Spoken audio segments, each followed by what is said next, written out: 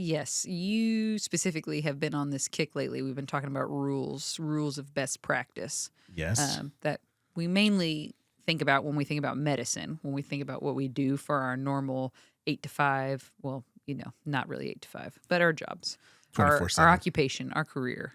However, we've been talking more about them as how they can apply in other areas of life. Sure. One that we were just talking about off air, but now we can talk about on, right? Yes. The see one, do one, teach one.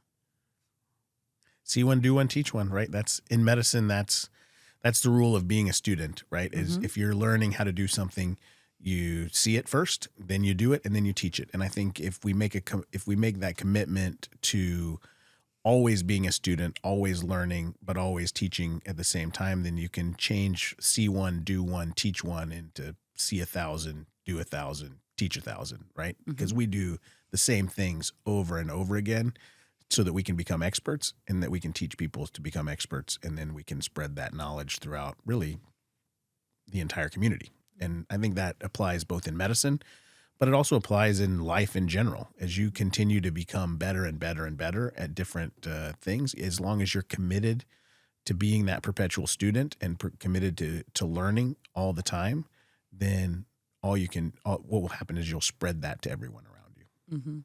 And so that's really the see one, do one, teach one rule and the perpetual student rule. Yeah, we didn't love hearing that when we were in training, though. I didn't like hearing that I was going to see something one time and then expected to do it, and then let alone turn around and teach somebody else how to do it.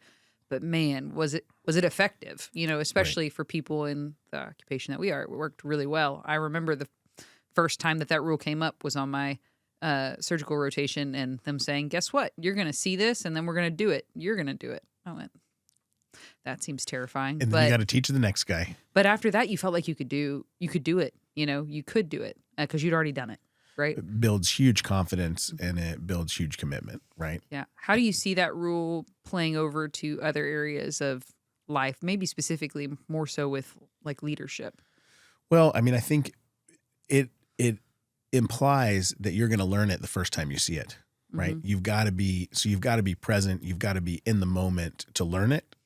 And then you've got to be able to transition to doing it, right? You've got to be able to transition to actually performing whatever action that is, whether you're leading a company, whether you're leading teammates, whether you're leading a team at work, whether you're trying to lead your kids and your family. You've got to be able to go out and do it. And then you've got to be able to teach them, because as a leader, you can't do it all the time. And so if you can teach people to do that, then now you can spread that knowledge really throughout. Well, and I think that it also gives you the opportunity, like when you think about it again, in terms of medicine and transferring that to something like being a good leader, if I'm watching something with the knowledge that the next time this thing comes up, I'm responsible for doing it, I'm going to ask a lot of probing questions, even some that may seem silly, right? That may seem like okay, like the first time I drained an abscess, let's think of. Like, okay, how do I know where I'm making the incision? Do I make it most proximal, most distal, in the middle? How do you make that determination? And asking silly questions like that, which seem like, well, obvious, but maybe it's not. And maybe there's a perspective you don't see until you ask that question and really look at it like, the next time this happens, I better know exactly how to do this and be confident in it. Right. Because the next time I'm going to be the one who's doing it, or the next time I'm going to be the one teaching somebody else to do it. So I better teach them how to do it right too. Right. So. Yeah. And so that can transfer over to, again, if you're being a leader, but you don't know the basics or aren't competent in certain areas that you're trying to teach people in, like, you need to ask those questions. You have to be the perpetual student, like you said, and go, like, how do you make the determination of, who you put in charge of this or how this process came about? Absolutely. Very good. And scene.